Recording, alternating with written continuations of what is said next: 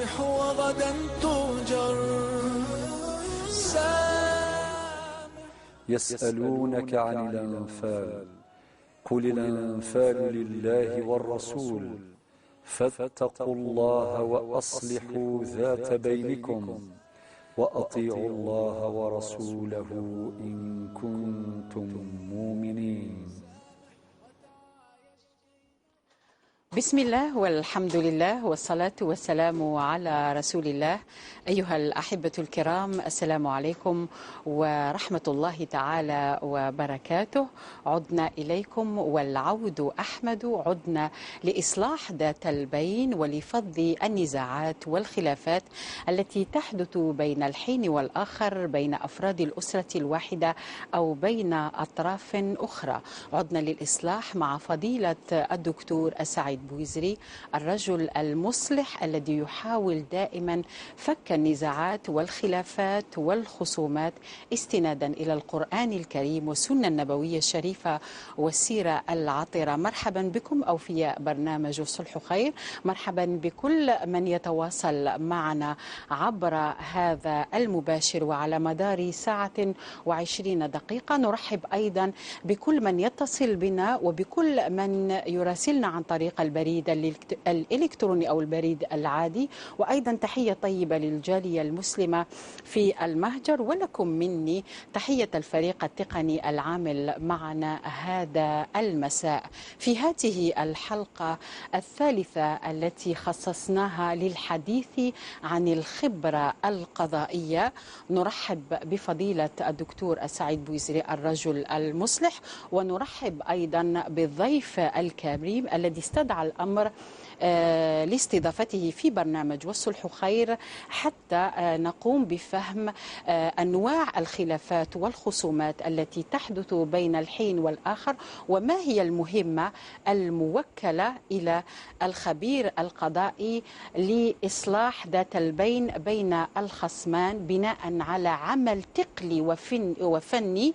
هذا العمل التقني والفني يكون مطلوب من طرف القاضي. سنتوسع ونناقش هذا الموضوع بعد قليل. قبل ذلك، قبل الترحيب، نشاهد الفيديو الذي يتعلق الأمر بالاتصال بالبرنامج وأيضا البريد الإلكتروني لبرنامج والصلح خير. تابعوا معنا ولنا عودة لمعرفة من هو هذا الضيف. أما فضيلة الدكتور السعيد بويزري فكل المشاهد الكريم وكل مشاهدة كريمة تعرف الرجل المصلح. نحاول إصلاح ذات البين بعد قليل. لمن يريد التواصل مع برنامج والصلح خير نضع تحت تصرفكم العناوين والأرقام التالية عبر البريد الإلكتروني صلح@tv.dz، كما يمكنكم الاتصال ببرنامج والصلح خير على المباشر 021 39 43 43 021 39 42 42. شكرا زميلة هنا وفي على هذه الأرقام والبريد الإلكتروني لبرنامج والصلح خير. نعود للترحيب بفضيلة الدكتور السعيد بويزري الرجل المصلح. كيف حالك دكتور؟ الحمد لله، الله يبارك فيك. وكيف حال الناس وأحوال الناس والقضايا؟ الحمد لله في تحسن مستمر إن شاء الله. الحمد لله دكتور. إذن دائما نحاول إصلاح ذات البين من خلال هذا المباشر. ونرحب أيضا بالسيد أحمد بالقايد، خبير قضائي جاء للحلقة لأن القضية مهمة جدا في غاية الأهمية وفي غاية الخطورة، ألا وهي الخبرة القضائية في الميدان بناء على الخلافات والنزاعات التي تحدث عندما يتعلق الأمر بالعقار، عندما يتعلق الأمر بالخصومة حول أراضي زراعية أو أرض لبناء أو محلات تجارية أو سكن. مرحبا بك سي بالقايد. شكرا سيدة لجد. مرحبا بكم إذن جميعا معنا في برنامج والصلح خير، وتحية للجالية المسلمة في المهجر التي تراسل البرنامج وتقترح مواضيع عديدة سنرى فيها مع طاقم برنامج والصلح خير ومع فضيلة الدكتور السعيد بويزري، وهي قضايا تتعلق بالجالية المسلمة في المهجر. حلقة اليوم هي الخبرة القضائية. قبل أن نبدأ في إثراء هذا الموضوع الموضوع والنقاش في هذا الموضوع. لا بأس أنه في الحلقة الماضية فضيلة الدكتور سعيد بوزري بقيت بعض الديون دكتور، وهي اتصالات السيد عبد الغني من ولاية السطيف عندما تحدثنا عن الغش التجاري، اللي قال بأنه الغش ظاهرة استفحلت في المجتمع الجزائري وفي المجتمعات الأخرى أيضا. كيف يرد فضيلة الدكتور على عبد الغني من ولاية السطيف؟ تفضل دكتور. لك الفضل أختي نجاة. بسم الله والحمد لله والصلاة والسلام على رسول الله. معاشر المشاهدين الكرام، السلام عليكم ورحمة الله وبركاته. مرحبا يسون الله عسلامة نوان نرث ذويلة نوان والصلح خير. نعم، نبدأ بالأخ عبد الغني نسدد الديون. نعم. أولا نعم. الأخ عبد الغني طرح جملة من المسائل على رأسها ما ذكرتي، أن ظاهرة الغش استفحلت. نعم. وصارت كأنها شطارة. يعني اللي يشتر هو يكون قافز، هو اللي يغش ويتفنن في الغش، هو اللي يبيع السلع المنتهية الصلاحية، وربما إذا كانت منتهية يرخص، يعني يبيعها بسعر زهيد، المهم تفوت. ولكن نؤكد على ما ذكرنا في اللقاء السابق. نعم. أن بيع هذه البضائع وهذه السلع الاستهلاكية للزبائن للمواطنين هذا أمر محرم شرعا ممنوع قانونا، لأنه يدمر صحة الإنسان. فلا شيء يبرر الغش بجميع صوره. نعم. أكتفي بهذا البيان. نعم. بالنسبة لي سميرة من سطيف اللي تسأل وتقول بأنه توفى سلفها، يعني أخ زوج تاعها، تقول الأخ تاعو من الأب، وتقول ترك ثروة كبيرة، وكنت سألتها في الحلقة الماضية عدد الأولاد اللي خلى سلفها وكم هو عدد يعني الورثة في البيت الواحد. تفضل دكتور.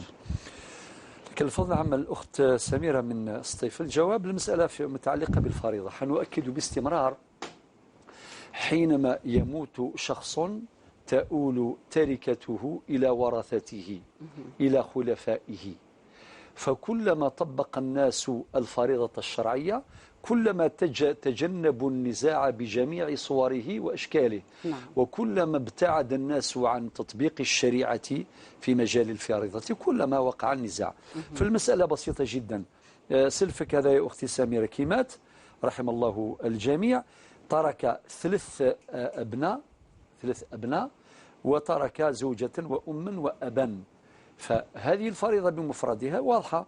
معنى الزوجة ترث الثمن لوجود الفرع الوارث، والأم ترث السدس لوجود الفرع الوارث. نعم. والأب يرث السدس لوجود الفرع الوارث، لقوله تعالى ولأبويه لكل واحد منهم السدس مما ترك. نعم. إن كان له ولد، والباقي يؤول إلى أولاده ذكورا وإناثا، طبقا لقوله تعالى يوصيكم الله في أولادكم للذكر مثل حظ الأنثيين.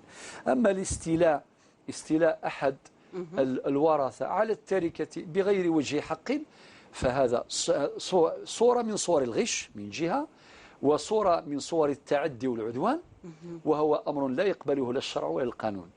أكتفي بهذا البيان. نعم. لنترك المجال واسعا للحلقة الخبرة القضائية إن شاء الله. نعم. بقيت دكتور فاطمة من بشار اللي كان سؤالها حول تجارة ربما أمام المؤسسات العمومية، وكانت تكلمت على الميزان وكيفاش التاجر، يعني بعض التجار يغشوا في الميزان. صحيح. في منطقة بشار. فاطمة، تحية إليك فاطمة. الله. والمشكلة يعني أختي نجاة، بعض الناس إذا كان مثلا مثال نعم. عملي سريع. نعم. إذا كان يبيع يتعامل مع أناس عاديين مواطنين عاديين. نعم. ممكن يدير أسعار حقيقية. ولكن إذا تعلق الأمر بمؤسسة عمومية، مثلا إدارة من الإدارات، شركة وطنية من الشركات، وزارة من الوزارات إلى آخره، تجد بعض الناس يسمحون لأنفسهم فيضخمون الفاتورة الأسعار. نعم. يغونفليو لي بري يعني. نعم. إذا كان حاجة مثلا طويلة كما مثلا إذا تسوى 2 ملايين، ممكن هو يفاكتورها يقول لك 2 ملايين ونص. لماذا؟ مادام مؤسسة وطنية تشري خليها. لازم تسقسيو الخبير دكتور. نشوفوا فاسأل به خبيرا. فاسأل به خبيرا. نعم. فبالتالي نقول للناس اتقوا الله. لا. نعم. يعني لابد أن تكون الأسعار معقولة. معقولة. نعم. مؤسسة عمومية أو شخص طبيعي عادي. فقط ننبه السادة أيضا، هنا رسالة أوجهها نعم. لمسؤولي المؤسسات العمومية، يقول عليكم أن تسرعوا في دفع الفواتير. عليكم أن تسرعوا في نعم. دفع الفواتير. بعض التجار يقول لك أنا كي نبيع الشخص يبيع ليك مثلا تخلصي عادي، يبيع الأستاذ بالقايد يخلص عادي. نعم. أنا كيف عادي، ولكن كي يجي مؤسسة عمومية يقول لك لا لا هذا ما يخلصناش إلا بعد 7 شهور ولا عام، لذلك باش نراترابي باش نعوض هذاك النقص يلا نقونفلي. إذن نقول دواء توازن، لا ضر ولا ضرر، كذا قال النبي عليه الصلاة والسلام لا ضر ولا ضرر. نقول للناس التجار ما تقونفليوش هذا لي بري، خليكم عاديين، كلوا غير الحلال نتاعكم. وذكرنا المرة اللي فاتت آيات قرآنية في سورة النساء، في سورة البقرة ربي يقول ولا تأكلوا أموالكم بينكم بالباطل، وحديث النبي عليه الصلاة والسلام من غشنا فليس منا، في رواية من غش فليس منا. شرحنا كل هذه الأمور فيما سبق. وفي الوقت نفسه نقول للسادة المسؤولين على هذه المؤسسات العمومية لا، أنتم أيضا سارعوا إلى دفع المستحقات، يعني خلصوهم نعم. في الوقت، يعني باش يكون هذا التوازن. فلا ضرر ولا ضرر. ولا ضرر. نعم. بارك الله فيك دكتور. نستفيد دائما من فضيلة الدكتور سعيد بويزري دكتور في هذه الحلقة المخصصة للخبرة القضائية. نعم. دائما عند بناية مقدمة البرنامج في البداية وعند نهاية البرنامج هناك رسائل. دائما فضيلة الدكتور سعيد بويزري يركز على الشرع، على القرآن الكريم والسنة النبوية الشريفة والسيرة العطرة. دكتور قال تعالى في سورة الفرقان في الآية 59 بعد بسم الله الرحمن الرحيم فاسألوا به خبيرا. فاسأل به خبيرا عفوا. قال تعالى بعد بسم الله الرحمن الرحيم فاسأل به خبيرا. دكتور، إن أهل الذكر هم الخبراء في كل علم من العلوم. عندما تكون لدينا أسئلة تتعلق بالإفتاء نتوجه إلى المفتي، عندما الأسئلة تتعلق بإصلاح ذات البين نتوجه إلى المصلح، عندما تتعلق بالمسائل القانونية نتوجه إلى الخبراء في القانون. سر هذه الآية دكتور حتى نوضح للمشاهد الكريم فاسأل به خبيرا، والخبير موجود معنا اليوم نتطلع على كل خبرته في هذا الميدان. تفضل دكتور. تفضل. لك الفضل. نعم، قال ربنا في آية القرآن فاسأل به خبيرا. سؤالك مهم جدا. قلت ما هو السر؟ السر يكمن في نقاط أذكرها من خلال بيان معنى هذه الآية. نعم. أولا ربنا عز وجل وزع المواهب على البشر. كل إنسان عنده موهبة في مجال معين. نعم. عنده كما يقولوا تخصص في مجال معين. فالتخصصات مختلفة ولكنها متكاملة. نعم. تجد هذا في الهندسة المعمارية، هذا في الهندسة المدنية جيني سيفيل، هذا مختص في الاركيتكتور في البناء والعمران، هذا مختص في الاغرونومي في علم الفلاحة، هذا مختص في علم الطب، هذا مختص فيما يتعلق بالخطوط، يعني مضاهاة الخطوط يقدر يميز كل واحد في مجال. وهذا في الطب، والطب يعني أنواع وصور. وعلى ذكر الطب ستكون حلقة حول نعم الخبرة الطبية والأخطاء الطبية أيضا. نعم دكتور. نعم. تفضل. لذلك ربنا عز وجل أرشدنا إلى العودة إلى أهل الاختصاص، إلى أهل الشأن. قال فاسأل به خبيرا. إذن يوجهنا إلى الرجوع إلى الخبراء، أولا لاستثمار ما يعرف، استثمار معرفته. ثانيا لمعرفة الحقيقة، فالخبير يساعدنا على معرفة الحقيقة. ثالثا لتحقيق العدالة، لتحقيق العدل. نعم، وهذا هو المقصد. نعم، يعني. وهذا هو السر. نعم. لذلك رب يقول فاسأل به خبير. قلت في المقدمة وبارك الله فيك تعلق الأمر بالفتوى نسأل المفتين. نعم.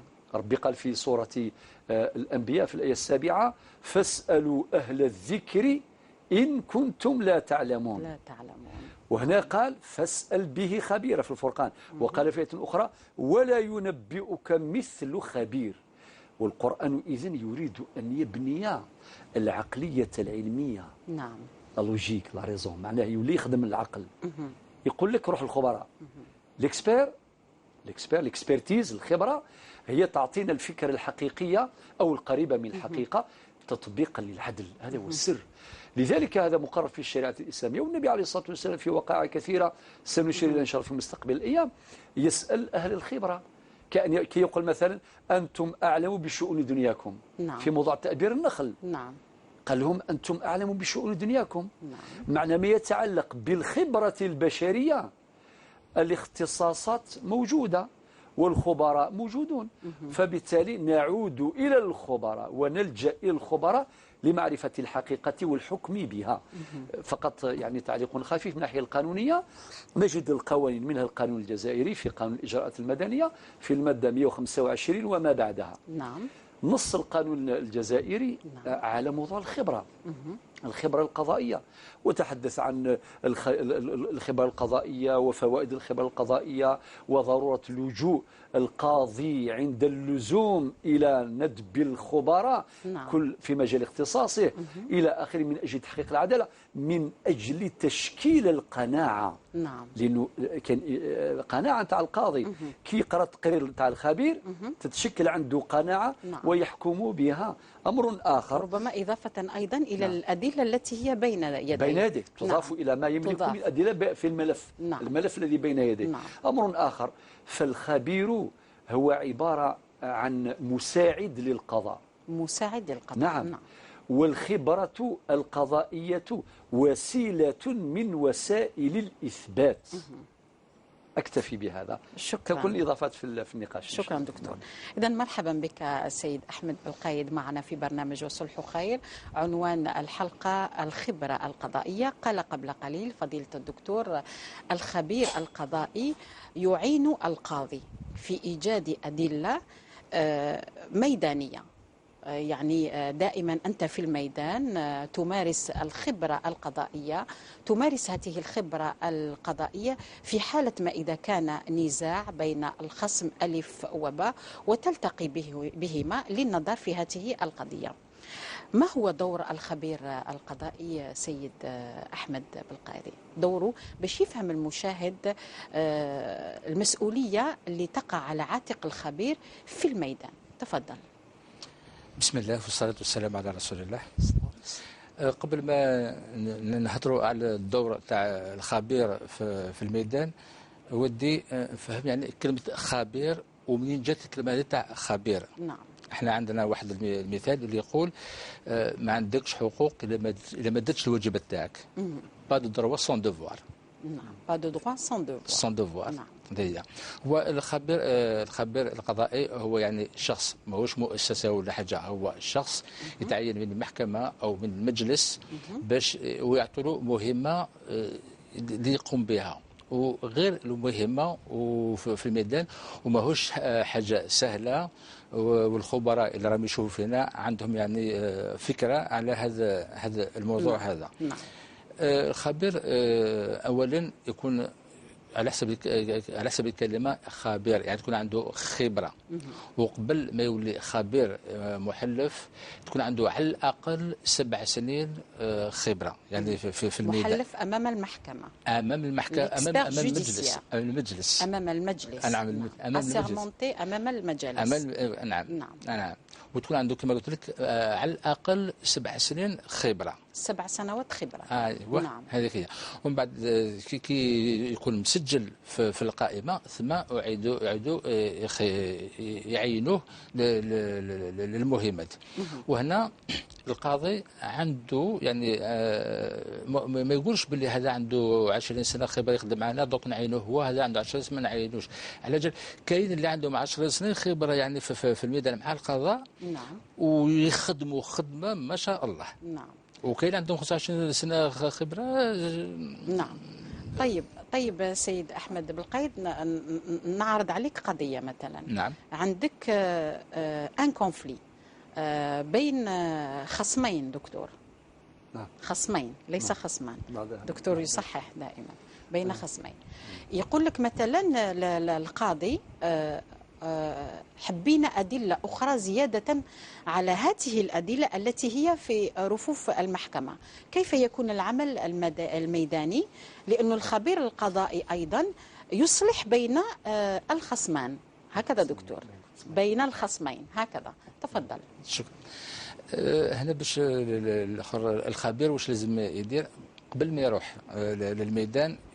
يبعث دي كونفوكاسيون للاطراف. وهنا حبيت ناكد، يبعث دي كونفوكاسيون lettre recommandée avec accusé de réception ولا par vote d'huissier. نعم. باسكو اللي كان يبعثهم بار تيليجرام يقدر واحد من الاطراف اللي شاف عنده ما عندوش الحق يحكم تيليجرام يقطعوه، نهار اللي يلحق الخبير تما ما يلقاش كاع تما. ما يجيش يعني، ما يجيش في عين المكان. ما يجيش. نعم. ما يجيش. وكيقول عليه ما جاتش ولا حاجه ما حكمتش، والخبير ما عنده حتى بيان باللي الانسان حكم ولا ما حكمش. هل هذا يعتبر تلاعب من طرف الخصم، تلاعب مع القانون عندما ما يجيش مثلا؟ جوستومون كاينين بعض الاطراف واللي يحوسوا يضيعوا في الوقت باش يفشلوا مول الحق، باش يفشلوه. نعم. باسكو كان عنده الحق مسكين يجبد يجبد يجبد يجبد وبعد يجي نهار وين يفشل، وهذا يعني شفناها في الميدان. وين يفشلوا بهذه الطريقه هذه. نعم.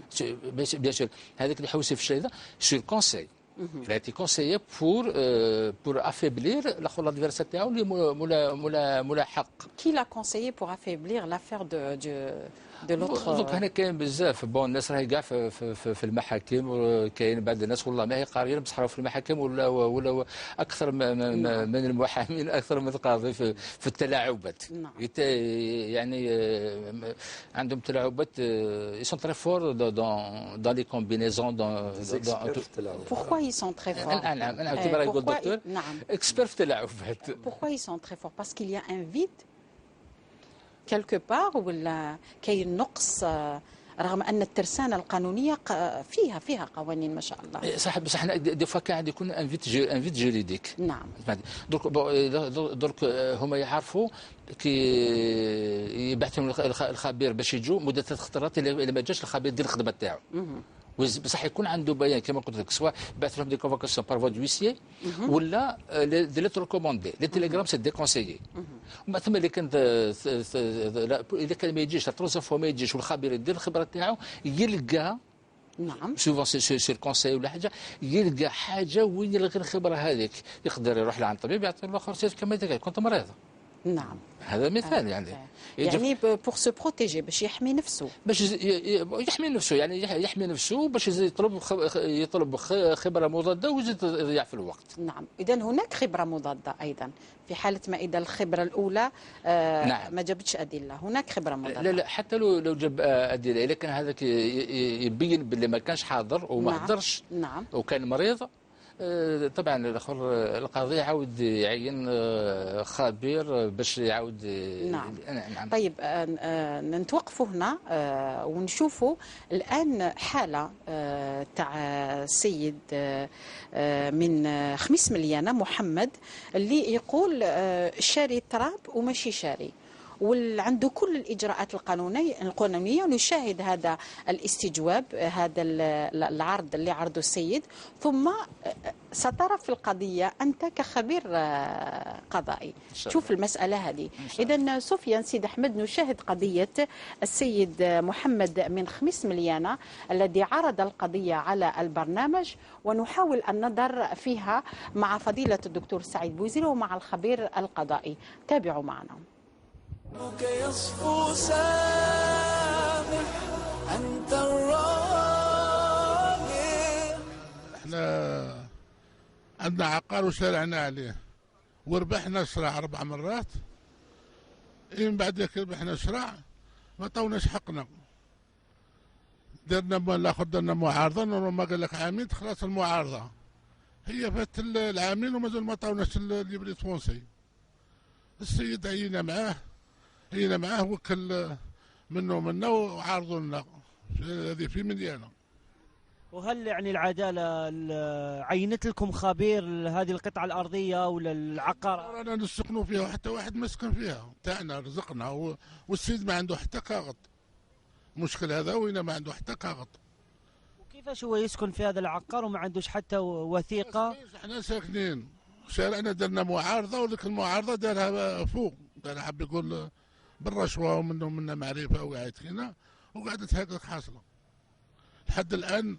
وين جرينا ما بقات المعارضه كذاك، بقى ليبري تونسي معلق لهذه الساعه. رحنا كاينه واحده ثم خبيره ثم تاع اللي تمد ليبري تونسي، ثاني نداولها لك باش بالعيد ولا ما نعرف، ما تعطيناش حقنا. هو خرج عليه طرد ولا خرج عليه وش خرج عليه؟ خرج عليه ماشي طرد، ما طردناش، قلت لك هو دار لنا شرى ناس ودار لنا مع اللوسي وخدم لنا قضيه ودارنا باللي حب يقول باللي شاري علينا تراب وهو ماشي شاريه. قلبك يصفو سامح أنت الراحة.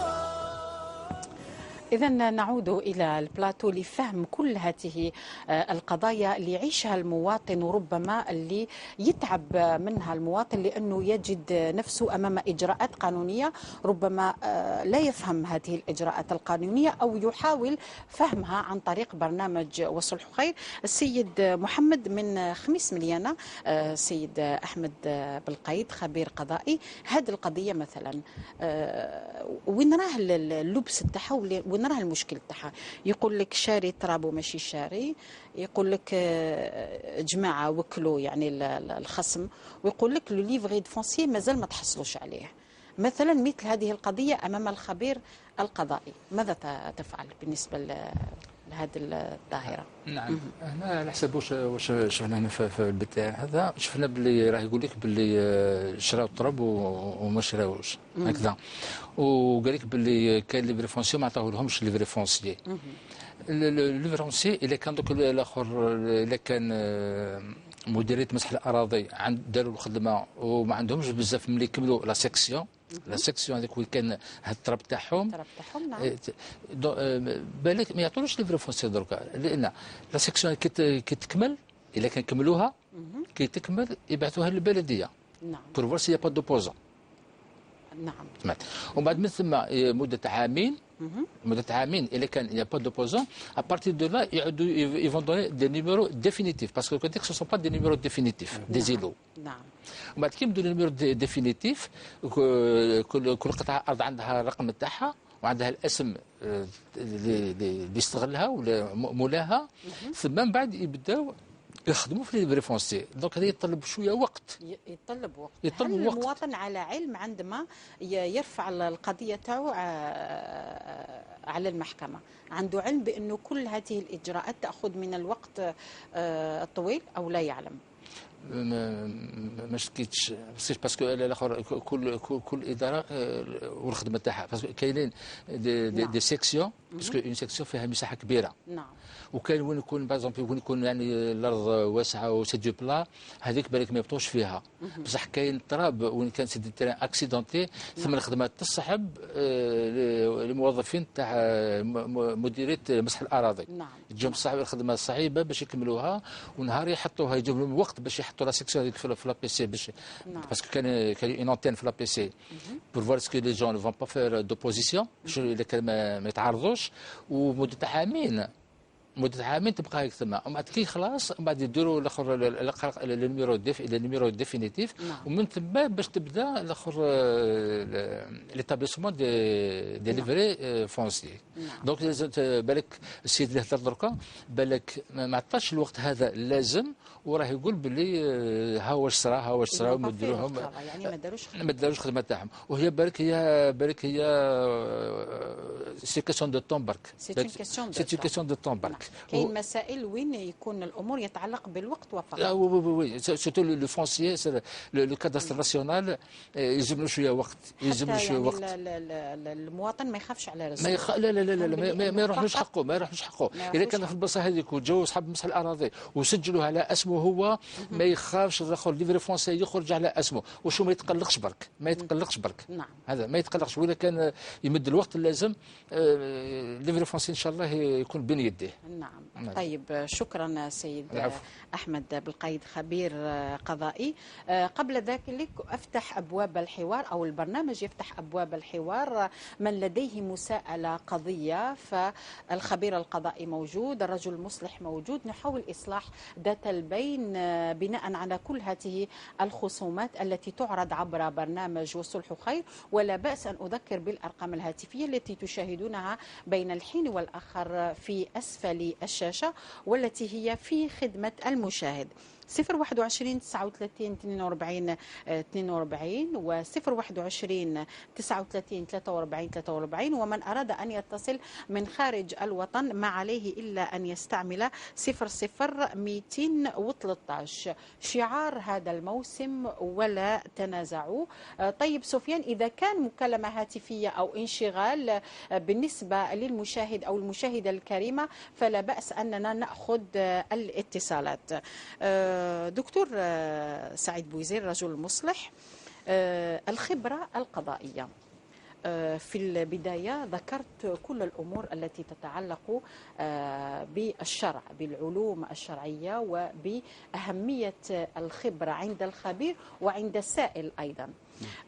دكتور، بالنسبة للقضايا التي ربما تكون في مكتب فضيلة الدكتور سعيد بوزير، وهي تتعلق أيضا بأنواع الخلافات الموجودة عندما يتعلق الأمر بالخبرة القضائية، كيف ينظر إليها الدكتور وكيف تكون طبيعة هذه القضايا؟ تفضل دكتور. تفضل. ما كان معتمدا في القضاء في المحاكم بجميع أنواعها نعتمده أيضا في مجال الصلح. نعم. لأن الله عز وجل هو الذي أمر بالصلح، وعنوان البرنامج هو الصلح خير. والفائدة كما ذكرناها مرارا أن الإجراءات ميسرة، الإجراءات ميسرة، وأن التعاون مع الخبراء قائم.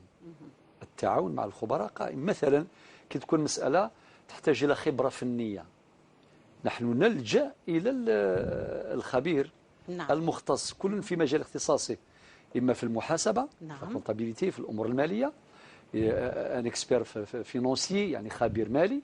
إذا كان مسألة تحتاج إلى خبير عقاري نلجأ إلى الخبير العقاري. نعم. وهكذا كل في مجاله. نعم. فبالتالي نفس الإجراءات تطبق، ولكن بطريقة مرنة، يعني بطريقة ميسرة. نعم. ودائما والنصوص تخاطبنا جميعا، ربنا قال فاسأل بها خبيرة، فاسأل به خبيرة. نعم. فنحن أيضا نسأل الخبراء. نعم. قبل أن نعود للنظر في سلوك الخبير القضائي نأخذ أول مكالمة. سيد بالقايد دكتور أيضا من تيزي وزو يتصل بنا السيد قاسي.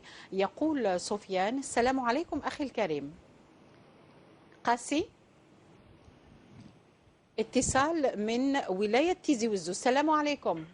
وعليكم السلام. مرحبا بك. السلام عليكم. مرحبا بك سي قاسي من تيزي وزو. مساء الخير. مساء النور. مساء حبيت النور. نشوف الشيخ سعيد بوزير. نعم. مرحبا، على السلامة. معك تفضل. على المباشر. نعم. عندك قضية سي قاسي؟ شوف اسمحي كنا دكتور. اسمح. مرحبا. تفضل. سامع. التراجي كوال. ايوه.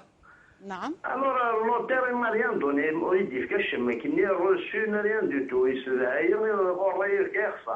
عاود كان باش أنا مش هقرب. سمحي سي قاسي، عاود كان باش انفهم مليح، وكما نصيح ماذا ثاقي يثنى غادي يفهم ونفهم ياك تمثلتك. عاود كان سي تزوره. Alors, ناكو انتنا اغريكول. أيوة. نكتار. ايوه. أرض زراعية. نعم. أغريكول. نعم. Voilà. Alors, le notaire m'a rien donné, il dit qu'il n'a reçu rien du tout. Alors, il est au l'intermédiaire, il y a ma soit disant 5 calquois. Et finalement, depuis une année, il dit qu'il نعم. وقفي تغض يكسب التراجع اغريكول يكسبيه ينس يعني. سي دي مور صناني كان باش نخدم زعما شغل كوبيراتيف ماشي طوا. ماشي وحدي الله يوه طاسيكون المفركه مع 5. نعم قاسي. واضح هاي كما قاسي ولا تصل ان شاء الله تريد ما شاء شكرا الله. شكرا سيد قاسي من ولاية تيزي وزو. إذا سنعود إلى النظر دكتور في سؤال سيد قاسي. قبل ذلك كنت قد وجهت سؤال للسيد بالقايد خبير قضائي حتى نفهم الدور اللي يقوم به الخبير القضائي. نبحث قبل هذا وذاك عن سلوك الخبير القضائي. نعم. كيف يكون سلوك الخبير تجاه الخصوم؟ لأنه يجلس دائما مع الخصوم، مع الخصم، سواء يكونوا 2 أو 3 أو يكونوا العدد تاعهم يعني كبير. تفضل. نعم. السلوك. الخبير كي يلحق الميدان ويلقى الخصوم لي بارتي سور التيران، كي يلحق تما يقدم روحه. باش احنا شفنا بلي كاين الخبراء ما يروحوش يبعثوا المعين تاعو ولا حاجه، هو في الحكم كاين خبير فلان بن فلان. دونك الخبير كي يلحق للميدان يقدم روحه. نعم. ثم يقرا المهمه اللي كلفته به المحكمه او المجلس. او المجلس، نعم. يقرا لهم المهمه اللي تكلف بها. ثم يحوس. هو كيلحق ثما الناس هذوك كيفاش يشوفهم، يعني كما كنا نشوفوهم ماشي كما يجيك للمكتب تاعك اللي تلقاه في برا. نعم. يجيك للمكتب بوجه لاباس به، يعني ما شاء الله، بصح كي تلحقي لتما ويشوف الخصم تاعو قدامه تولي حاجه واحده اخرى. يتبدل له كومبورتمون تاعو. يتبدل الكومبورتمون. نعم. يتبدل الكومبورتمون. كيف يصبح عدواني او مسالم. تزيد حده النزاع بيناتهم. تزيد. مهم جدا هذا النقطه. وهنا الخبير لازم يدوى se ressaisir. لا il doit dominer la situation. نعم. il doit dominer la situation. il doit d'abord être maître de lui-même في الخدمه تاعو، في الميسيون، في المهمه اللي عطاو له، لازم يتحكم فيها ويتحكم في ليزادفيرسير اللي راهم ثم الدوموندور الديفوندور ولا لي دوموندور ديفوندور، سا ديبون دو لا سيتياسيون كيفاش تكون. اذا احنا نفهموا باللي المهمه تاع الخبير عندما نتحدث عن السلوك صعبه. نعم. كيفاش يحتوي هذوك الاشخاص اللي راهم متخاصمين. نعم. طيب. وهنا قلت لك لازم يتحكم. هنا اللي يقول لك خبير اللي عنده خبره التي هي الخبره هذه سي كوا او جوست. الخبره هذه تدير افورس دو ترافايي، افورس دو كونيتر لي جون، افورس دو كوتوايي، دو فريكونتي سي بروبليم، فريكونتي انتر بارونتيز سي بروبليم. تولي عندك خبره، تولي تشوفي هذا المشكل هذاك بالك ديجا شتيه في الاول. نعم.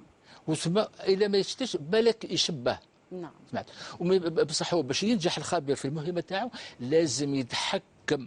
هذه يعني نص عليها. هذا هو الاساس. نعم. اذا كان يتحكم في المهمه تاعو على باله واش يدير وما لازمش يخرج. نعم.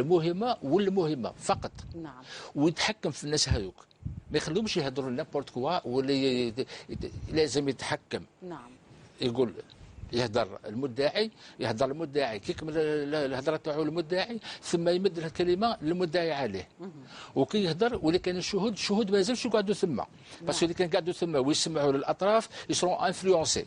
نعم. يسرون انفلونسي، هذا سي اوتوماتيك. نعم. دونك هنا واش يدير الخبير اذا كان دو اتر ان بو انتيليجون، لي تيموان يبعثهم وحدهم 200 متر سيلوفو، يبعثهم وحدهم. نعم. وكيعيط لي تيموان هذو، كان كاين تيموان كيجي واحد يهضر ما لازمش يولي لعند الجماعه. نعم. هدرت روح لدارك الله يسهل عليك. نعم. الى ولا ثم واش قال لك الخبير؟ قال لي هكذا ايفا انفلونسي ثاني. نعم. طيب سي بالقيد، هل يحدث هذا في جلسات الصلح دكتور؟ ما يشبه هذا يحصل تماما. هل يحدث؟ لأن الشهادة. نعم. الشهادة في الحقيقة تساعد على إظهار الحقيقة. لماذا في الشريعة الإسلامية حرمت شهادة الزور؟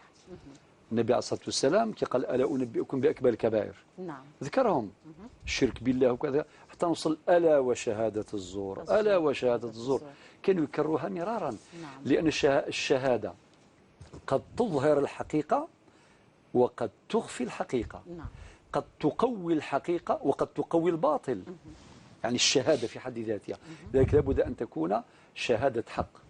وفي قاعدة ذهبية يقول لك الساكت عن الحق كالناطق بالباطل.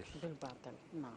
الساكت عن الحق كالناطق بالباطل. نعم. لذلك نحن أيضا نعتمد نفس الشيء يعني. نعم. فكلما نأخذ هذه الاحتياطات يعني في الحسبان كلما تيسر الأمر وتحقق المقصد إن شاء نعم. الله. نعم. طيب سي بالقيد، هل على الخبير أن يكون حيادي في هذه الأمور؟ On va décortiquer le comportement de l'expert judiciaire. نعم. le comportement de l'expert d'abord il y a un comportement envers soi-même. نعم. لازم يكون عنده un comportement envers soi-même نعم. où il doit le premier point il doit être compétent. Oui. هذه النقطة La compétence. oui. نعم. Et il doit écouter les parties en litige. لازم يسمع للأطراف. نعم. لازم يسمع لهم وكما لازم وكي يسمع لهم يسجل كاع الاخر المعلومات اللي يمدوا له Les moindres détails. وي نعم. وي طيب. وفي الاخير ويتحقق نعم. اذا كان سمع لهم وما ينساش يعني ان ديتاي ولا حاجه. هذا لو كومبورتمون ديكسبير انفير لوي ميم. هل هاد لي ديتاي يحتاجهم القاضي؟ بهذا لي ديتاي هذو اللي يقول الحقيقه اللي نبينوا الحقيقه اللي نمدوها للقاضي. تخي بيان حتى نفهم يعني. نعم. والخبير كي يكون في الميدان يدوا اكسبتي لي كونتراديكسيون باسكو كي الحاجه ثم كي واحد كي يبدا يهضر الاول هو راه معاه يهضر ومن بعد كي يمد الكلمه الاخر سي نورمال سو كونتراديكتوار. من بعد بالك يقول لك واش هذا يحكي هذا يهضر كيما هذا وخلاص وحنا نروحوا ندخلوا للدار على رواحنا. هذيك لا يقدروا يتكلموا نفس الكلام. لا امبوسيبل. اوكي. امبوسيبل. في هذه اللي قلت انا الاخر لو كومبورتمون دو ليكسبير il doit accepter les contradictions. il doit accepter. بعض الاحيان نسمعوا الاطراف وكي نعيطوا للشهود سي كونتراديكتوار. بعد ما il écoute les contradictions. Quelle étape يزيد يشوفها l'expert? Pendant les contradictions, et surtout il doit être impartial et transparent. أنا جاوبت على السؤال تاعكم اللي مديتوا لي مقبله. l'expert doit être impartial et transparent. نعم. هذه الخبير اللي كتسمح لي نقولها ماهوش محامي. الخبير ماهوش محامي. الخبير عينين المحكمة أو المجلس. نعم. هذا اخر المهمه تاع الخبير. نعم. وكاين لو كومبورتمون دو ليكسبير انفير لو جوج كي لو ديزين. نعم. هذه الخبير عنده ان كومبورتمون مع لو جوج. هو الجوج كيعينو يولي لو ريبريزونطون. نعم. تاع لو جوج في الميدان. طيب سي بالقيد، نشوفوا المسألة الثانية اللي عرضها صاحب القضية ثم نعود لمواصلة النقاش. إذا ننظر في القضية الثانية بالنسبة للسيد مصطفى من البليدة اللي يقول كاين فراغ قانوني، ويقول يتكلم على الناس اللي يشروا المفتاح، يشروا اللوجمون اترافير لاشا دو باسبورت. نسمعوا القضية مصطفى من البليدة ثم نعود لنرى في هذه القضية مع الدكتور سعيد بوزري ومع الخبير القضائي. تابعوا معنا.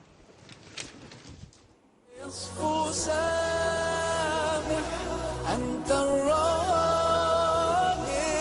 كاين تزوير في وثائق عقارية، هذا الواش راجع، هذا السبب الواش راجع، وش دفع الناس يديروا تزوير باش ياخذوا حق الغير؟ هو الفراغ القانوني في أول المطاف. الفراغ القانوني هو اللي خلى الناس يعني في مجمل الأحوال هي اللي تلجأ، ولكن غير التزوير، يعني هو نوع من التزوير. الشريعة تاع لو با دو بورت تاع المفتاح، هو الدولة منين استدير الدولة حبست التنازل تاع في ليزوبيجي، استدير يعني على الكونترا دو لوكاسيون اللي هو ب 800,000، والعقد يجي غالي بزاف لو كان دير لو سيركوي تاع لا بروبريتي. لو سيركوي تاع لا بروبريتي اللي تري شهر كي تولي في لو نوتير ولا الخلصه وقعيتك. ولكن لو كان كاين التنازل، الناس تتنازل على لو با التنازل على لو كونترا دو لوكاسيون احسن. كاين الناس يعني تنازلت على المفتاح ومن بعدك يعني نفس الشخص هذا دار على هذا الشخص اللي باع له العقار. نعم هي الدولة تحمي في مجمل الأشياء هذه، تحمي الناس هذه، باسكو باش تشري المفتاح دوك منعوه بصح من قبل كي كان هذاك الفراغ كان كاين كي كان الفراغ الصدر القانوني، الناس كانت تروح تروح تلجأ لو نوتير يدير لك باغ اكزومبل يدير لك لا ريكونيسونس دو دات، يدير لك لا بروكوراسيون، وبهذا الزوج الوثائق قانونيه تنجم تلجأ لشراء المسكن. قلبك يصفو سامح أنت الراحة. إذا سنرى في بلاتو برنامج الصلح خير في قضية مصطفى من البوليدة. سيد بالقيد، سمعت وشاهدت القضية مصطفى. الأمر الذي يتعلق بالمفتاح، يقول لك الدولة ما عادتش تخلي الناس يشروا المفتاح باش يدخلوا للسكن. في هذه القضية كيف يكون لو ترافاي تاع ليكسبير جوديسيير في قضية مصطفى؟ دونك هنا الاخر القضيه تاع الخبير القضائي على حسب لا ميسيون اللي يمدوا له المحكمه، يعطوا له المحكمه، وهي يعني هذا لو باسبورت كما يقول السيد. نعم. سي ان كا تري غراف. تري غراف. نعم. تري غراف. علاه في سبيل اين تتمثل الخطوره؟ نعم. باغ اكزومبل هاو شرا الاخر عطى له الباسبورت، بصح الكواغط راه توجد على الاسم هاك مول الباسبورت. نعم. العقد راه توجد على اسمه هو، واذا ما خرجش يخرج على اسمه. نعم. هذاك اللي عنده الباسبورت راه ساكن سي ما عنده حتى كاغط اللي يبين باللي شرا ولا مول الدار، ولا مول الدار راه برا. نعم. وهذاك مول الدار يقدر من الغدوه يخرجوا يرفض عليه الدعوه بلا دعوه. عنده عقد يجيب له الاخر جوستيس، عطاه جوستيس يخرج يجيبها برا. نعم. يعني هذه خطوره على حسب نظرنا، خطوره وما يلزمش. والحمد لله القانون منع هذا الشيء هذا. وننبهوا الناس ثاني باش ما يحصلوش في هذا الفخ تاع لو باسبورت. نعم دكتور بالنسبه، شكرا سيد. في كل مره يقول لك كاين فراغ قانوني. هما راهم واعيين بانه كاين فراغ، ولا يقولوا كاين فراغ قانوني لانه يجعلوه سبب من الاسباب تعثر مصالحهم، او عدم ربما الفوز بالقضايا، او ربما عدم فهم بعض القوانين اللي راهي مستمده من الشريعه الاسلاميه. نعم. تفضل دكتور. كالفضل. اولا القاعده القانونيه من خصائصها انها قاعده اجتماعيه، كما وضح السيد الخبير سي احمد بالقايد. اول ما يقول ان ممنوع مثل هذه البيوع. ثانيا كاين ما يسمى بالتحايل على القانون. التحايل على القانون يعني كيدير الاعتراف بدين. شخص باع سكن مثلا لشخص اخر، بهذا هذاك الثاني شرى المفتاح برك. معناه ما عندوش العقد. العقد لا يزال مكتوبا على اسم المالك الحقيقي. ولهذاك اللي شرى المفتاح باش يدير شغل كأنه بروتكسيون، حماية له، يروحوا الموثق يدير له اعتراف بدين. الاعتراف بالدين هذا ريكونسيس دو ديت معناتها قال مثلا 500 مليون نسال 500 مليون. هذه باش يضغط عليه باش كأنه يدفعه باش يكمل الإجراءات نتاع البيع. ولكن كاين وين تفلح هذه الطريقة، ولكن كاين ما تفلحش تولي إلى نزاع. وكنرجعوا للشريعة في سؤالك أختي نجاة. الشريعة الإسلامية من قواعدها في المعاملات الوضوح. معنى التزام الوضوح، كل شيء واضح، ما كاينش فيها حاجة غامضة فلو. الأمر الثاني التزام القواعد الشرعية في البيع والشراء وفي نقل الملكية. هنا نفتح قوس نتاع المصالح المرسلة في الشريعة الإسلامية التي تبحث في البحث عن الإجراءات التنفيذية لحماية الحقوق ودرء المفاسد ودرء النزاعات. كي نطبقوا قواعد المصالح المرسلة وكذلك قواعد باب سد الذرائع كما هو مقرر خاصة في المذهب المالكي. وقد قال الإمام الشاطبي أن المذهب المالكي من المذاهب الكبرى التي اعتمدت باب سد الذرائع كثيرا. حنا بدرجة نقول الباب اللي يجي منه الريح سد واستريح. لذلك الإنسان كي يلتزم الشريعة ويلتزم القواعد القانونية إن شاء الله تعالى ما تكونش مثل هذه النزاعات. إن شاء الله. دكتور شكرا. سفيان، هل هناك مكالمة؟ سفيان؟ نعم شكرا سفيان. إذن سيد الخبير القضائي، عندنا قضايا من الواقع ينظر فيها الخبير في هذه الحلقة. قضية عبد الرحمن من العاصمة يقول كاين اختلاف بين مصلحة مسح الأراضي الكاداس وحول قطعة أرض. لو كاداس قيمها ب 2800 متر مربع. عندما جاء الإكسبير فونسيي صاب الفارق تاع 600 متر مربع. يقول عبد الرحمن من العاصمة هذا الاختلاف ما فهموش. يقول فقط كيف يمكن تصحيح هذا لا بروسيدور، سيتادير كومون ريكتيفي هذا لا بروسيدور، وهذا الفارق اللي بين القيمة الأولى والقيمة الثانية. تفضل. زيد فضلك. هنا هذا le problème qui a été posé, je me retrouve devant deux cas. Le premier cas, c'est-à-dire, est-ce qu'on est dans la tolérance ou le deuxième cas, hors tolérance. Donc هنا نفهموا. دوك هنا كيجي خبير يكيل وعاود يجيك خبير واحد اخر يكيل مرة ثانية. الفرق يكون علاه التراب ماهوش ورقة مربعة ولا التراب معوج كاع. دونك الخبير الاول كي يخدم ماشي وين يحط الدوزات تاعو باش يخدم، اللي يحط الخبير الثاني. دونك الاخر لا ديفيرونس هذيك تكون بصح كي تكون لا ديفيرونس هذيك الخبراء يفون فير كالكول دو توليرونس. اذا كان شافوا رواحهم دون لا توليرونس الله يبارك الخدمه الاولى اللي ياخذوها بعين الاعتبار. ولا كاين لا توليرونس كما اللي تاع سي عبد الرحمن من الجزائر العاصمه. لا توليرونس هنا سي فريمون اون اور توليرونس. Hors tolérance. Parce qu'à 2800 mètres carrés, la tolérance est de 140 mètres carrés. La tolérance est de 140 متر. هذه elle a dépassé. هذا 600 متر سيد الجد. 600 متر بزاف ونظن فضيلة الدكتور يفا با كونتراريي. نعم دكتور. حبيت تضيف حاجة ولا؟ نوقع على طول. هذه سلبية خبيرة يعني. دونك هنا كما قلنا وكي تكون كذا لا ديفيرونس هنا كبيرة. دونك بنادم أنا حبيت نوضح كما نقولوا لي فلاغرونت. وي. وهنا حبيت نوضح الآخر هذه لي ديفيرونس الكبار منين يجوا. ما هو السبب تاعهم؟ ما هو السبب؟ نعم. يعني هكذا بسرعة نفهم. مديرية الديريكسيون دو كاداستر نهار بداو يخدموا الكاداستر جينيرال سيتي ان 78 طون 1978. هذاك الوقت ما كانوش يعني ما عندهمش لي مويان باش يخدموا خدمة دقيقة. نعم. لو ماتيريال الكتروني ذاك الوقت ما كانش، دوك راه الحمد لله كاين. و لي ديريكسيون دو كاداس تاع ذاك الوقت وتاع درك كاين خلاف كبير. ذاك الوقت ما كانش الماتيريال، الله يبارك كاين الماتيريال الالكترونيك يا تو سا.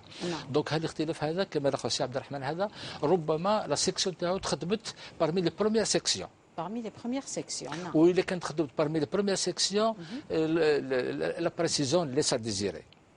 يعني باش تقولي نخدم حاجه دقيقه ما كاش علاه باسكو يخدموا دي فوا افيك دي شين بالمتر دوبل ديكامتر اللي يخدم ويجي للمكتب يخدم لو بلان يخدموا باليد والمساحات ما كاش يعني اله باش يخدموا الا بزاف يخدموا بالبلانيمتر. البلانيمتر يخدموا يفوتوا عليها 3 تكنيسيان وكل واحد يجيب مساحه ويجيب لهم في 3 ويقسمهم على 3 باش دونك سي دو ترافاي كي ني با بريسي ولا يديروا دي فيغور جيومتريك في هذاك البلان هذاك. وكي يديروا دي فيغور جيومتريك كل ما تقوى لي فيغور جيومتريك كل ما يقواو لي زيرور.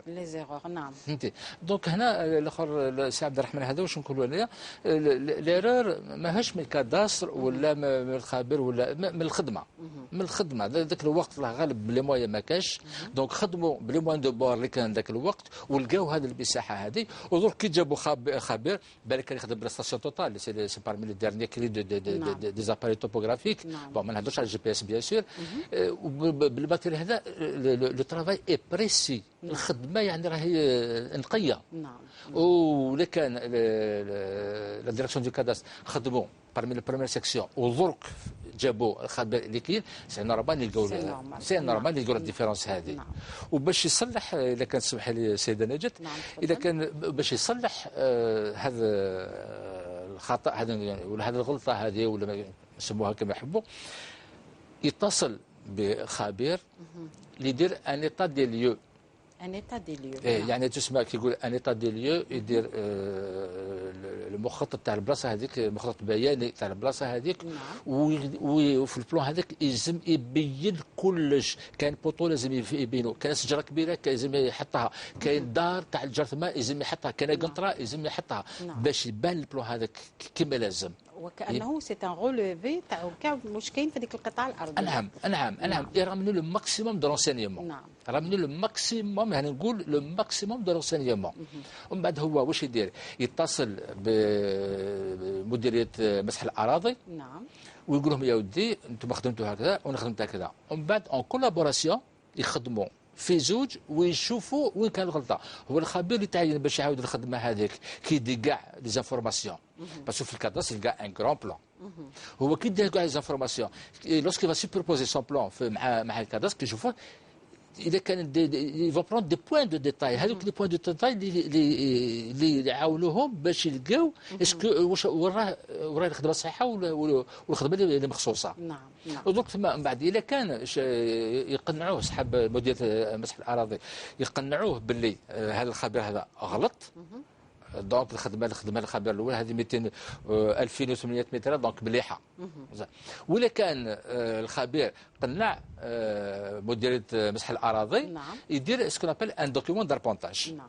يدير ان دوكيومون داربونتاج ويصحوا المساحه هذه، ومع ويمدها لمديريه مسح الاراضي، وهم يصحوا هذه المساحه هذه يصحوها، والسيد ياخذ المساحه تاعو اللي كاينه. ولهذا ربما حسب يعني التدقيق في بعض المسائل عندما يتعلق الامر بالسيد عبد الرحمن من العاصمه، نستنتج بان الخبره القضائيه ورشه كبيره، يعني فيها بزاف العمل. نعم. ودائما أنتم في الميدان. نعم. شكرا. سنعود إليك دكتور سعيد بويزري. فقط نعتذر من المشاهد الكريم لأنه للتو أخبرني سفيان بأنه كاين مشكل في الهاتف، ربما لا نستطيع استقبال المكالمات الهاتفية، ولكن دائما نستفيد من برنامج والصلح خير. ونعود لفضيلة الدكتور السعيد بويزري. يقول السيد سفيان بقت 20 دقيقة. دكتور ربما ينتظر السيد قاسي من تيزي وزو باش يرد عليه الدكتور اللي قال عنده ان بروبليم في شراء قطعة أرض وربما فيها إشكال. نعم. تفضل. ان تيران اغريكول. نعم. قاسي من تيزي وزو. قبل قليل اتصل السيد قاسي من تيزي وزو. ولا قبل ذلك معذرة، نسيت ما رحبتش بزينب. معذرة زينب التي تتواصل معنا عن طريق لغة الإشارة، وهي تترجم كل ما يقال في برنامج والصلح خير. زينب شكر موصول لك. نعم. شكرا زينب. نعم. تفضل سي بالقيد. نعم. هذا اللي قال هذا الاخ هذا من قاسم التزوجي اللي قال لك باللي شرا وماشي غير هو شراو التراب وخلصوا، والنوتير ما عطاهم حتى ما عطاهمش هنا روسو. هنا والله العظيم يعني الامر شويه عجيب.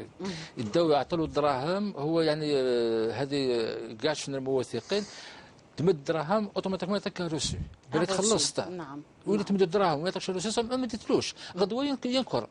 تروح تقول له يا ودي هاني مديك وقتاش، وصح وقتاش عطوا لنا واش من نهار مديتو الدراهم هذو. هنا السؤال هذا والله العظيم انا جاني شويه غريب، باسكو انا بتروح تشري حاجه تمد دراهم وبعد ما يعطيكش اون كونتر بارتي بيان ولا باش يكمل لا بروسيدور. فهذا شيء مؤسف. نعم شيء مؤسف. نعم. دكتور ماذا يقول دكتور بالنسبه لقاسي من ولايه تيزي وزو؟ نعم. يعني تتمه واش قال الاستاذ بالقيد. شنو غير ما سي قاسي شنو ثوغ تمورث لتزوره الى كنفرق يرسي النمور قبل 1 جونفي 1971 القانون تمورث يسمح يمذانا باش هذا غن الزنزن ثمورت يكوين زودي خامن كذا كان كسوال أولا سيقاسي ساعة غزال ناخذ منهم يقارن عقود عرفية. العقد العرفي ني يسعى غزال يسعى قيمة قانونية فالور جوريديك، ولكن قبل 1 جونفي 1971 والمحكمة العليا لا كور سوبريم توكد ثمثال تاكيت كونفيرميت قبليت خاطر كي لحمت الأمور، ولكن أين يشدنك العقار يعني سكال ثمور ثك سخامن إلى آخره. من بعد جونفي 1 جونفي 1971 القانون تمورت الجزائر يشرض الكواغض إلى قديرنا الرسمية. اشترط القانون الجزائري بعد 1 جونفي 1971 رسمية معينة، أشكالا معينة، يعني وثائق معينة وتوثيقا لهذا العقد باش ينقل الملكية العقارية من البائع إلى المشتري. صافي كما تسقي أنو يساشوك دينا كما تنقصي أحمد بالقايد نوتر يسن الخدمة اسمها إلا تخدم الحاجة تخلص الحاجة قايد في الكاغض في الباير يجري فاسني هكا كما ثورة ما إلا مازالوا كور مطروح ممكن سيقاسي تواصل معنا إن شاء الله ونرافقه لحل مشكلاته. نعم، إذا دكتور انحلت مشكلة التليفون الحمد لله. الحمد لله. يقول سفيان تتصل فضيلة من العاصمة. السلام عليكم أختي الكريمة فضيلة. ألو. السلام عليكم. ألو. فضيلة، مرحبا بك في برنامج الصلح وخير. عندك مساءلة أو قضية؟ مساء الخير أخت نجاة. مساء الخير فضيلة، مرحبا بك. لست فضيلة، رحيمة من العاصمة. رحيمة من العاصمة. نعم رحيمة. مساء الخير عليك أخت نجاة، ومساء الخير على شيخنا سعيد بويدري. مساء النور. مساء الخير على الضيف الخبير القاضي. نعم أخت نجاة، باش نلخص لك القضية تاعي. نعم تفضلي. بعد الأب توفى في 88، الأم توفت في 2012. وإحنا الورثة، واحد من الورثة راح تقدم باش لكي يخرج الدفتر العقاري. باش يخرج الدفتر العقاري. نعم. إيه، من أجل بيع المسكن. نعم. وكي تقدم باش يخرج الدفتر العقاري قالوا لنا باللي عندكم 55 متر مربع زيادة على المساحة الإجمالية تاع المسكن. نعم. من أجل هذا السبب ما خرج الدفتر العقاري، ما خرجناش. واحد من الورثة استكلف بالقضية أنه جاب منذ دوكا عام و3 شهور. نعم. جاب اللي نسميوه جيومتر. نعم. جابوا للدار وقاس اكسيتيرا. من أكتوبر اللي فات حتى الموازوت هذا اللي فات. نعم. عيطنا الجيومتر قال لنا ايفيكتيفمون صح عندكم 55 متر زيادة. 55 متر زيادة. نعم. نعم. السؤال تاعك. نعم. السؤال تاعي دوكا عندنا دوكا 5 شهور ملي عيط لنا الجيومتر ورحنا مضينا باللي رانا موافقين باللي صح. 5 شهور. نعم. 5 شهور ملي عيط لنا الجيومتر. نعم. رحنا للمكتب تاعو جميع الورثة. احنا مضينا على واحد الورقة انها تثبت بان 55 متر مربع فعلا زيادة في المسكن. نعم.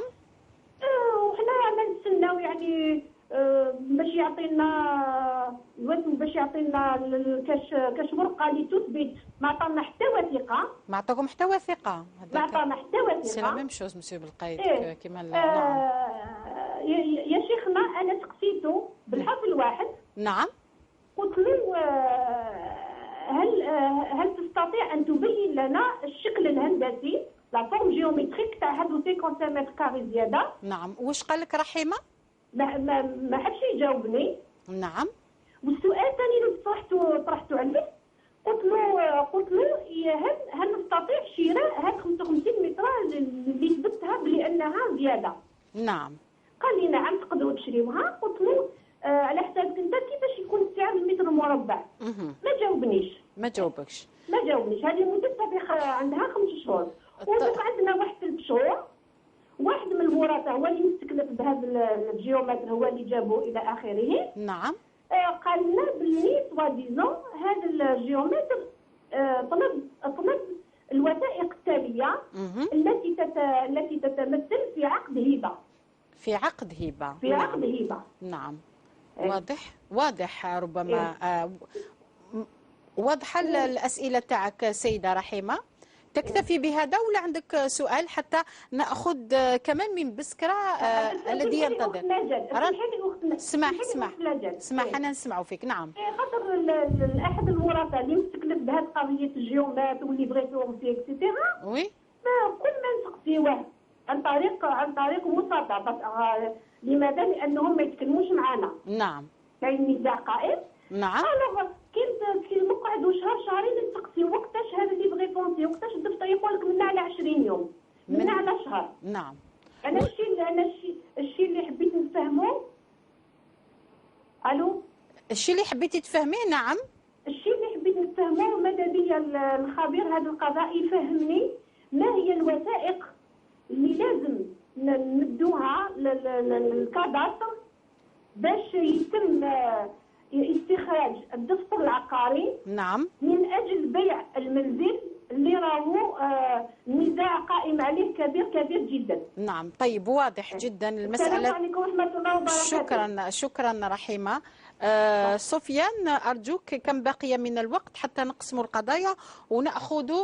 الحمد لله كاين بركه 25 دقيقه. كمال. ألو. شكرا. كمال من بسكرة.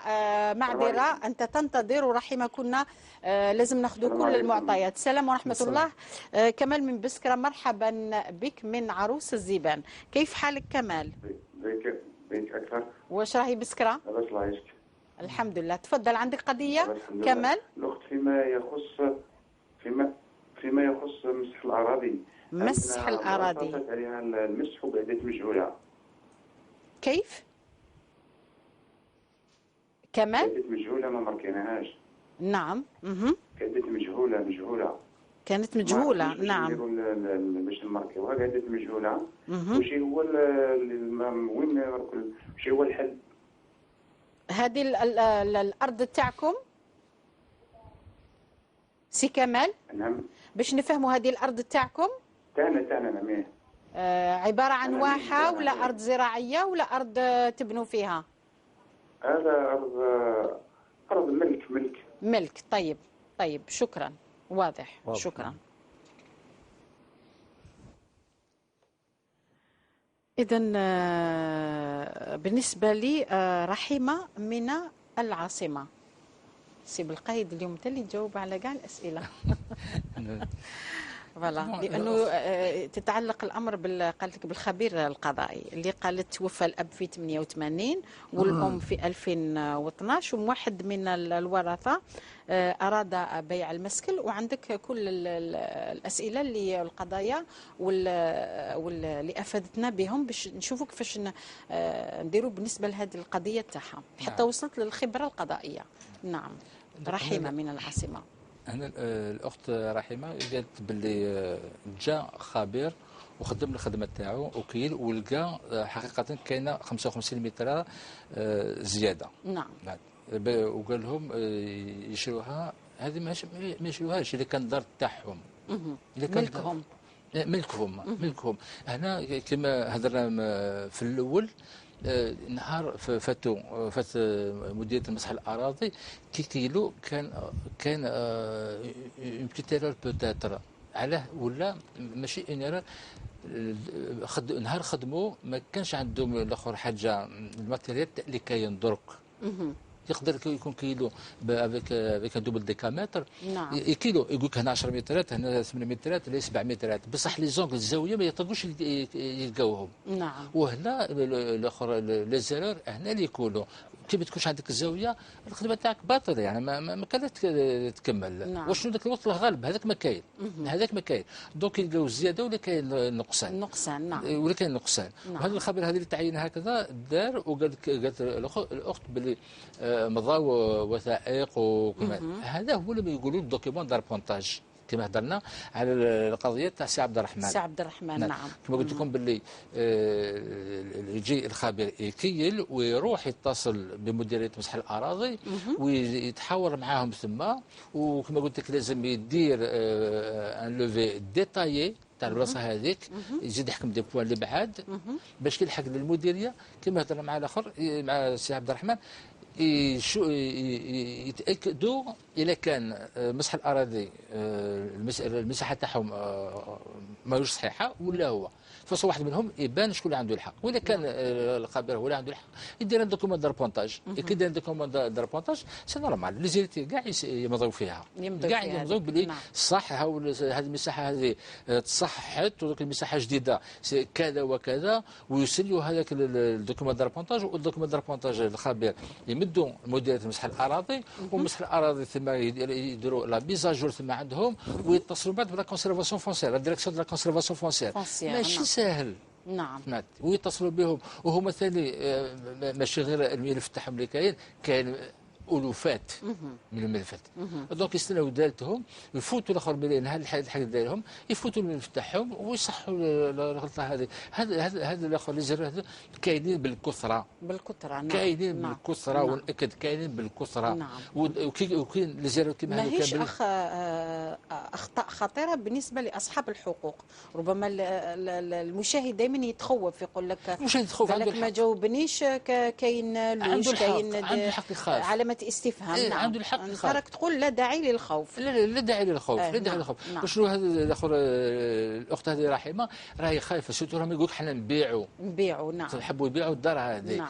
يصبروا شويه باسكو ديجا الخدمه تاع الخبير مع مديريه مسح الاراضي تتطلب وقت ومن بعد مسحه الاراضي مع لا ديريكسيون دو لا كونسيرفاسيون فونسيير ثاني تتطلب وقت ومن بعد يعاودوا هذاك الرقم هذاك يا هل ترى يخلوا هذاك الرقم هذاك ولا يبدلوا الرقم تاع الدار هذه باسكو كل بلاصه كل قطعه ارض عندها رقم تاعها عندها ارقام نعم. عندها رقم تاعها نعم. عندها الرقم تاعها وباش باش يعاودوا يشوفوا كاع الارقام وباش يعطوا لها رقم يطلب شويه وقت سا برون دو طون دونك بلوس كما قلت لك الاخر ديزيرو كيما هذو كاينين بالكثره وبيس كاينين بالكثره حتى الملفات كاينين بالكثره نعم. دونك هما واش نطلب من هذه الاخت هذه تصبر شويه تصبر ومعليش تروح تسقسي تقول لهم يا ودي الملف تاعي وين الحق هما كتقول يعني الملف تاعي تسال دائما وان كان ما يعطوهاش الاجوبه تسال لا تبحث تروح في لي جون دو ريسبسيون وتروح يعني نعم ايمابيليتي. طيب رحيم يقول لك روحي في لي جور دو ريسبسيون في ايام الاستقبال وما تتقلقيش كي ما يعطوكش الجواب لانه ربما ياخذ وقت طويل بالنسبه للقضيه تاع رحيمه هكذا سيد احمد بالقايد. نعم. بالنسبه لي كمال من بسكره دكتور هذه الارض المجهوله اولا موضوع كانت مجهوله قال لك وبقات مجهوله. انت سالتيه هل هم مالكون لهذه القطعة الأرضية. نعم. إذن من ناحية الشرعية هذه أرض ليست مجهولة لأن الملكية لا تثبت فقط بالوثيقة. نعم. تثبت بوسائل الإثبات الأخرى. نعم. من وسائل الإثبات انتقال القطعة الأرضية من المورث إلى الورثة. من المورث إلى نعم الورثة. يقول هذه القطعة الأرضية آلت إلينا عن طريق الميراث. نعم. أو هذا ممكن هذا مصدر من المصادر دليل من الأدلة أو عن طريق البيع العرفي الشراء العرفي شراء كما قلنا قبل 71 يشتروا من ناحية العرفية هكذا هذا يبيع عرض وهذا يشتري هكذا ولا عن طريق الهبة دوناسيون ولا عن طريق الوصية تستامون. المهم تكون وسيلة من هذه الوسائل ذكرناها. نعم. فإذا كان هي مملوكة لهم بقي فقط مسألة الحصول على الوثيقة. نعم. التي توافق الحقيقة كما نقول دائما. نعم. هنا لازم اتباع الإجراءات كما قال الأستاذ بالقايد. الآن الحمد لله كاين هذا مديرية مسح الأراضي وتحتاج إلى وقت حقيقة. نعم. ونحتاج إلى سنوات طويلة جدا باش يعني يمسحوا كاع الأراضي نتاع الجزائر. ولكن مادام ما كاينش هناك منازع في هذه القضية تطرح على مستوى القضاء. متى يكون هناك نزاع يطرح على مستوى القضاء يفتح تحقيق يكون ثم لونكيت. إذا كان اثنان أو أكثر ما عندهمش علاقة دموية وقرابة بيناتهم يدعيان ملكيتهما القطعة الأرضية المجهولة بين قوسين ولكن هذه لا يمكن نسميها مجهولة. هي لم توثق فقط ما عندهاش رقم معين ماهيش يعني ممسوحة فقط. والمسح كما شرحوا الأستاذ بالقايد خلال عامين يكون ترقيم هذاك مؤقت، وبعدين كان في احتجاج يكون احتجاج إداري على مستوى المصلحة الإدارية المختصة. إذا كان بعد عامين بعد أبري 2 ans يكون الاحتجاج قضائي على مستوى القضاء. إذن ما عليهم إلا باتباع الإجراءات القانونية لتوثيق ملكيتهم لهذه الأرض فقط. بارك الله فيك. شكرا زينب على تواصلك مع فئة السم عن طريق لغة الإشارة. زينب راهي ما يشافك فيش تفهمهم الطول العرض. شكرا زينب، بارك الله فيك. شكرا زينب. نتواصل إذن زينب. سيكون ربما نطرح قضية جعفر من برج بوعريريج إلى السيد بالقايد الخبير القضائي. زينب تتواصل معنا دائما. بوركتي زينب، شكرا. يقول كيفية ضبط الحدود بين الأملاك المتلاصقة. كيفاش نضبط الحدود بين ملك وملك؟ هذا البروبليم هذا واش نقول فيه لا ميور فاصون 4 دقائق. La meilleure façon de régler ce problème, c'est de le faire à l'amiable. باش يديروا الحدود سي الاميابل. يشوفوا اللي كان الاخر كاين الناس القرى لي ساج دو فيلاج ولا كوميتي دو فيلاج ولا دي جون انفليون، الناس اللي عندهم يقدروا في القريه اللي ياثروا ربما ياثروا يهضروا معاهم اصحاب الاملاك. نعم يهضروا ثم ويكونوا حاضرين، حتى الجيران ثم يكونوا حاضرين ويديروا الاخر ويحددوا المسائل هذه. امبليكي تو الموند. وي الانسان ما يروحش هكا يقول له جيت نحدد الملك، خرج نحدد الملك الان بينك وبيني. لا يبدا الخلاف. لا لازم يكونوا ناس اخرين باش يكونوا يشهدوا الغدوه. اللي هما من نفس القريه من نفس القريه باش يشهدوا الغدوه. الغدوه على البروبليم هذا يقدر يعاود ينوض من على 5 سنين على 10 سنين. وكيجيبوا له جدا هذه النقطه. والشهود اللي يجيبوا كيما البركان سي بالقايد تسكت الحاله بعد تعاود تنفجر. الدكتور على بالك فاش نخدم يعني هكذا وكيجيب الشهود. انا ما عادش نوافق الناس اللي يقول لك نجو ادنا ويا القزله مقرن باش الحضاره. انا كنت قبل غاله ادوني مقرن البركه الصح مي ادوني مشطحه خاطر شو زكا هذه لو بروبليم كي يو زكا ما غرنيتش من راس توز العمر يسمى الحاله ضغابن دونك جو بريفير يكونوا الصغار ويكونوا الكبار باش من الغدوه الا كان عاود المشكل هذا يجي يقول لك حبس هذا خلاص اذا تيريغلي. ولا ما قدروش يخدموا ديليميتيو بهذه الطريقه هذه كيروحوا للمحكمه. يعني بون يروحوا للمحكمه هي المحكمه يعني ضيع الوقت وضيع الدراهم وضيع كلش. غير اذا كان عندهم مخطط، اذا كان عندهم ان بلان المحكمه تعطي لهم خبير يجي تما ويطبق البلان هذاك في الميدان. لا عجبوا الحل ما عجبوش الحل. هذا هو القانون. هذا هو القانون. بارك الله فيك. شكرا سيد بالقايد. أنا في إضافة خفيفة في القانون المدني نهضر عليها دقيقتان للدكتور. لا في مباشرة هذه بسرعة في ثواني. القانون المدني الكود سيفيل نتاع البلاد في المادة 703 ينص على هذا الشيء. كنا كذا بالاتفاق يتفق الأطراف على ضبط الحدود الفاصلة بين العقارات المتلاصقة ويتحملوا النفقات بالتساوي، يعني يتحملوها مع بعض طبقا المادة 703. اكتفي بهذا القانون المدني. رسالة أو رسالتين دكتور نهاية البرنامج. طيب دقيقة ونصف يقول سفيان. شكرا سفيان. الله يبارك. أولا بالنسبة لرسائل اللقاء، الرسالة الأولى نختمها بما بدأنا به. يقول ربنا فاسأل به خبيرا.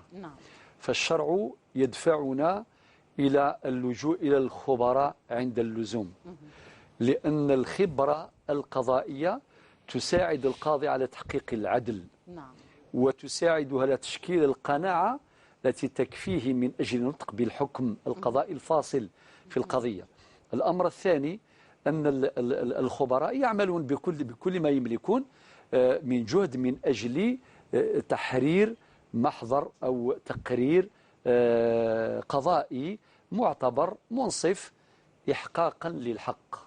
بارك الله فيك دكتور، وما زلنا نتواصل مع حلقات أخرى نتحدث فيها عن الوثيقة والحقيقة، الجوانب الشرعية والجوانب القانونية. شكرا فضيلة الدكتور، شكرا سيد أحمد بالقايد الخبير القضائي، استفدنا كثيرا من خبرتك 35 سنة، الله يبارك. نتمنى لك النجاح والتوفيق في الميدان. وصلنا إلى نهاية هذا العدد. شكرا الزميلة زينب على تواصلها عبر لغة الإشارة. أستودعكم الله الذي لا تضيع ودائعه، والسلام عليكم ورحمة الله تعالى وبركاته. كي نصبح مجتمعا أقوى